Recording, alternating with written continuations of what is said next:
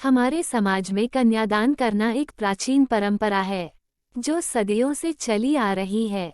परंतु क्या आप जानते हैं कि कन्यादान केवल कन्या के माता पिता को ही करना चाहिए? चलिए हम बताते हैं। हे एवरीवन, आप देख रहे हैं द यूनिक ज्ञान, जहां आपको मिलती है कुछ यूनिक नॉलेज। तो दोस्तों, चैनल को लाइक, शेयर और सब्सक्राइब करें।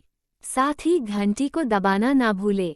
आइए समय ना लगाते हुए चलिए जानते हैं कि क्यों कन्यादान कन्या के माता पिता को ही करना चाहिए, अन्य किसी को नहीं। एक बार की बात है, एक राजा थे जिनका नाम नहुष था, जो बहुत ही दयालु, परोपकारी व दानी थे तथा अत्यंत वीर व प्रतापी राजा थे।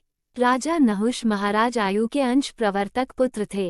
एक दिन राजा नहुष के यहाँ एक ब्राह्मण आए और दान में एक गाय मांगी। राजा ने तुरंत सैनिकों को गौशाले से गाय लाने को कहा और ब्राह्मण को दान में गाय दे दी। ब्राह्मण खुशी खुशी गाय लेकर चले गए। राजा भी ब्राह्मण को दान देकर खुश हुए और दरबार में चले गए और अपने दिनचर्या में व्यस्त हो गए। रात हुई, गाय किसी तरह ब्राह्मण के यहाँ से छुड़ाकर वापस राजा के गौशाले में आ गई। ये बात राजा पता नहीं चला।